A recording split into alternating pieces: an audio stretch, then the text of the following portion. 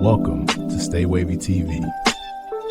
Enjoy and ride the wave.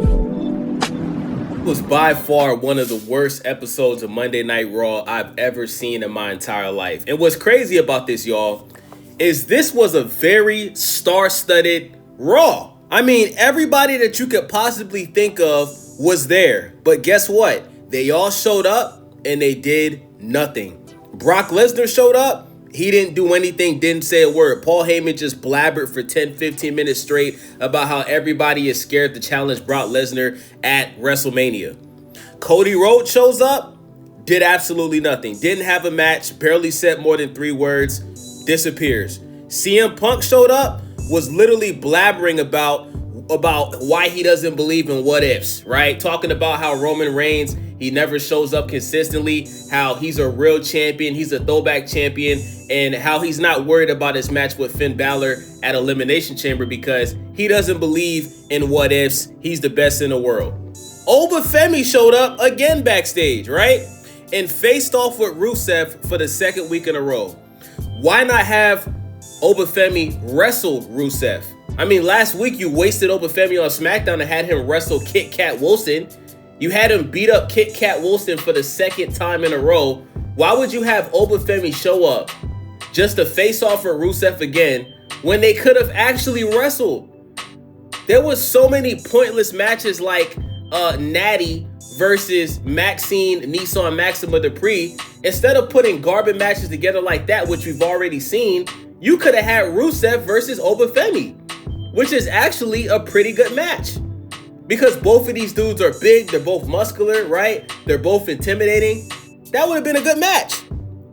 Jade Cargill, the women's champion on SmackDown, she showed up to see if Liv Morgan was going to choose her. After she found out that she was choosing Stephanie Valkyrie, guess what, guys?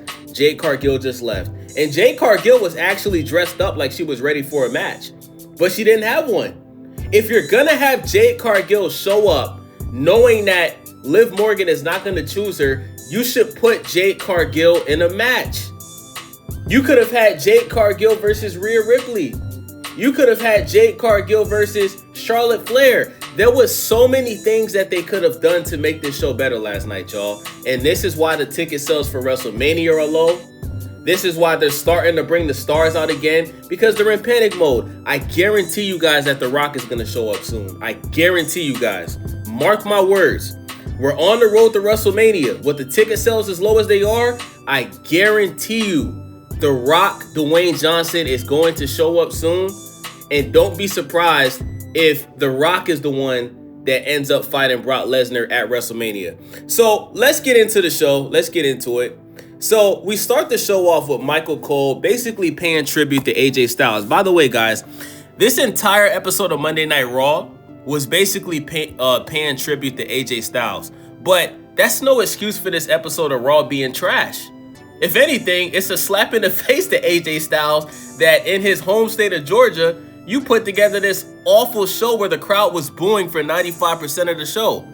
So, Gunther basically comes out and interrupts AJ Styles, and he tells the crowd, why is everybody celebrating a loser that I made tap, right? The crowd boos, the crowd says you tapped out, and this just goes to show that Gunther tapping out to Jey Uso was one of the worst decisions in WWE history, because it doesn't matter what they do with Gunther, right? This man Gunther retired John Cena, retired Goldberg, and retired AJ Styles, and the only thing that fans think about when he comes out is the fact that the Yeet Man Jey Uso made him tap. So Adam Pearce comes out and says, not tonight, this is about AJ Lee, and he escorts him backstage. Backstage, Dragon Lee attacks Gunther, and then Cody Rhodes shows up and walks out to the ring. So before Cody Rhodes even gets a chance to really say anything, he didn't even really get to say, oh, what do you want to talk about, Atlanta? You know what I'm saying? You want to know why my middle name is Raheem? I know I'm a white man, but guess what? My middle name is Raheem because of Mike Johnson. Anyway, Austin Theory comes out, The Vision comes out, and Austin Theory says that he hates Atlanta. Then Cody Rhodes announces that somebody special is in the building. And guess what, guys? The Usos came out to yeet. Even though it's no longer main event Jey Uso, even though they're back in the group again, we should be hearing the Uso theme song. We are still listening to Jey Uso's Yeet song in 2026, guys. If they're gonna continue doing this, just break up the Usos. I'm so tired of hearing the Yeet song, bro. I like Jey Uso, bro, but that whole thing is played out, bro. You're in a tag team partnership with your brother. Play the Uso theme song. Stop yeeting, bro. It's played out as 20. Like yeet is like the word swag. Remember when everybody was saying the word swag because of Soulja Boy and Lil B the bass guy? You don't hear nobody say swag in 2026. It's the same thing with the word yeet, bro. It's just played out. So this sets up an elimination chamber match between Jey Uso, Bronson Reed, and the original El Grande Americano, aka Chad Gable. Now, the vision has to be cursed, guys, because Bronson Reed, he got injured in this match in the weirdest way possible. He literally went to break up a pin count, but because he jumped and put his whole body weight into his arm while he was breaking up the pin count, this man tore his bicep, bruh. This is what happens when you're 5'11" and well over 300 pounds, guys. There's no reason why Bronson Reed should be 330 pounds and he's not even 6 feet tall. As long as Bronson Reed stays this big, he will continue to have these injuries, bro. This is the second time in probably, like, bro, he just got injured not too long ago at a PLE like a year or two ago, bruh. Like, Bronson Reed is injury prone because of his weight. So next, Liv Morgan comes out and she finally gives the answer to who she is going to challenge for the title at WrestleMania, right? So Dominic, he calls out Jade and Stephanie to the ring, and Liv Morgan gave one of the most weird, awkward speeches ever. Like, the crowd was literally booing her the entire time because they just didn't care about what she was talking about. They were uninterested. And they just felt like she was just saying a bunch of nonsense, you know what I'm saying? So basically, Liv Morgan gives a speech about how she's basically taking living in America for granted, because Stephanie Valkyrie basically told her that she had it way harder, you know, over there in Chile and her coming up in wrestling. She basically, you know, Stephanie basically made Liv feel bad about how Liv Morgan has taken for granted what she has over here in America. So she acts like she's gonna pick Jade Cargill, right? She walks up to Jade and then she sucker punches Stephanie Valkyrie with the microphone. And I think this was awesome, bro. Like, this punch, even though it was fake, this sucker punch actually looked very real, bro. Like, it looked like Liv Morgan really knocked out Stephanie Valkyrie for real, bro. So we will be getting Liv Morgan versus Stephanie Valkyrie at this year's WrestleMania. We all know if she would have chose Jade, she would have got absolutely squashed, okay? Liv Morgan is not beating Jade Cargill. It's just not happening, okay? So let's move on. Backstage, we got Javon Evans, the young OG. He's kicking it backstage with the rapper Offset from the Migos. Rest in peace to Takeoff. And Javon basically asks Offset for a feature. So the New Day shows up, and they said that they're absolutely disgusted that Offset is showing love to Javon and not them. So Javon Evans basically challenges Kofi Kingston to a match. Kofi Kingston agrees. Next, we got Nissan Maxima Jermaine Dupri versus Natty for the third week straight, guys. How many times is Triple H going to continue this garbage long-term booking? You would think when Triple H puts together a match and the crowd gives no reaction, you would think he would just move on, right? It's kind of like this whole Carmelo Hayes and Ilya Jakunov thing. Like, they keep trying to push the Carmelo Hayes and Ilya Jakunov rematch for the third time. Stop putting together matches that nobody cares about, bro. Nobody gives a flying fuck about Nissan Maxima Jermaine Dupri versus Natty. And I like Natty. I think Natty's heel turn has been pretty awesome. But put Natty in a match that actually would be entertaining. Like, put her in a match with another heel like a Raquel Rodriguez. Stop putting her in matches like this that mean absolutely nothing. So anyway, Natty ends up throwing Maxine Dupri into the ring post, and it actually looked kind of real to me, but you find out that it's fake because after she threw Maxine head first into the ring post, Natty continues to beat her up and continues punching her. So this was obviously a work, but this was a good look for Natty, because when you look at Natty, guys, and I know you guys are going to feel me on this, when you look at Natty's eyes and her body language, Natty actually looks like she's batshit crazy in real life. So I think her turning heel was the best thing they could have done for her character. And I like how they're moving Natty with this heel turn. I'm just tired of seeing Natty wrestle with Nissan Maxima Dupree, bro. Like, respectfully, bro, like, Maxine Dupree really should still be in NXT. She can't wrestle. Very beautiful woman, but she can't wrestle, okay? So, backstage, Dirty Dom asks Finn Balor for help in his upcoming IC title match, and Finn Balor tells him to grow up and handle it by himself like a man. So this is signaling that Finn Balor is in the process of leaving the Judgment Day. Thank God, bro. Long overdue. Backstage, we get another stupid promo about this mystery box. Adam Pearce tells them to send a box to Chicago for the Elimination Chamber. Since Brock Lesnar showed up, maybe Chris Jericho is going to be in that box. Maybe Chris Jericho is going to be making his debut at the Elimination Chamber. If not that, then I'm expecting Brock Lesnar to pop out of that box and basically attack LA Knight. That's what the rumors are.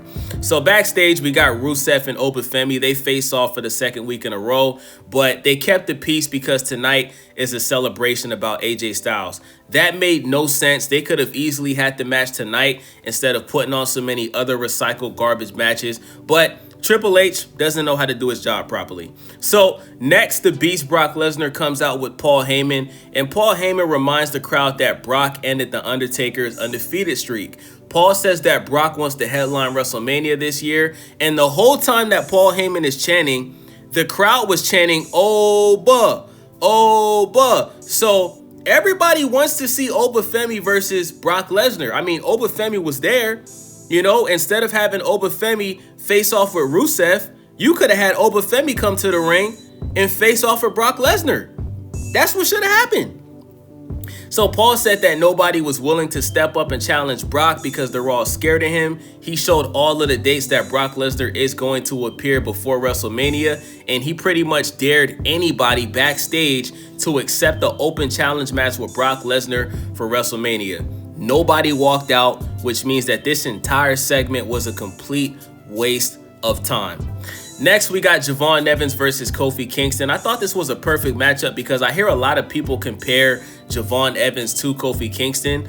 Long story short, Offset throws Grayson Waller over the table, which distracted Kofi. Javon hits the OG cutter and wins the match. Kofi, you guys notice the cycle with all of the older wrestlers that are mid-carders like Kofi Kingston, Bayley, The Miz. Like, all three of these wrestlers, they still can go, right? They still can wrestle very well. They all can cut promos. But Triple H has turned all of them into jobbers, into lackeys. And it's sad because these wrestlers still have so much life left in that ring. And instead of putting them in good storylines and good matches, Triple H is just deciding to make all of these older wrestlers that are mid-carders, they're jobbers and they're gatekeepers to get the younger talent over. And I don't think that's fair, man. I just think that's stupid. So next, CM Punk comes out to address Finn Balor, and Punk's entire promo is about why he doesn't believe in what ifs. This man spent 20 minutes explaining why he doesn't believe in what ifs. What if The Rock wasn't bald? What if Kane didn't wear a mask? What if Rhea Ripley wasn't Australian? Guys, this was one of the worst CM Punk promos I've ever seen. And that says a lot because CM Punk is one of the best in the business on the mic, right? So let's move on. Finally, we got the qualifier match between EU Sky, Kairi Sane, and Raquel Rodriguez. I really wanted Raquel Rodriguez to win this match, but going into it, I was pretty damn sure that EU Sky was going to win this match. But surprisingly, right, the best thing that happened all night was Raquel Rodriguez won this match, okay? And listen, guys, I'm expecting Raquel Rodriguez to win the Elimination Chamber, but I don't think she's going to go after Jade Cargill. I think she's going to go after Liv Morgan because remember, Liv Morgan is the reason why Raquel got eliminated from the Royal Rumble. So maybe Raquel doesn't win this match, but I am expecting Raquel to basically help Stephanie Valkyrie beat Liv Morgan at WrestleMania. So Kairi attacked Io while she went for her finisher. Raquel reversed the finisher. And long story, pin her. Let's move on, right? She pinned Kairi Sane. Who cares? Bronson Reed, right? So they officially announced that Bronson Reed tore his bicep. So it's safe to say that the Vision is officially done, guys. Seth Rollins is injured, LeBron Breakker is injured, and Bronson Reed, they're all injured at the same damn time, guys. It's safe to say that the Vision is over. It's time to move on. It's time to break everybody up. I don't think this is a coincidence. I think that this is what happens when you put together things that don't make sense. The wrestling gods, they just felt like the Vision was stupid. So, the Vision is basically done, guys. So after this, they basically had AJ Styles come out. They celebrated AJ Styles, and everybody backstage came out, and even the Undertaker showed up with his motorcycle, walked into the ring. And for a minute, guys, it kind of felt like The Undertaker was about to challenge AJ Styles at WrestleMania. And I think that would have been awesome. Okay, I think AJ Styles would be down to do that. But it turns out that The Undertaker came out to basically tell AJ Styles that he has officially been inducted into this year's WWE Hall of Fame. So congratulations to AJ Styles on his career. This episode of Monday Night Raw, guys, it gets a 1 out of 10. The best thing that happened all night was Raquel Rodriguez winning the Elimination Chamber qualifier. Everything else was a complete waste of time. And with that being said, it's your boy Wavy, Stay Wavy TV. Make sure y'all subscribe, thumbs up the video, hype the video, and let me know what y'all think about last night's episode of Raw in the comment section. It's your boy Wavy. I'm out. Welcome to Stay Wavy TV. Enjoy and ride the wave. Welcome to Stay Wavy TV.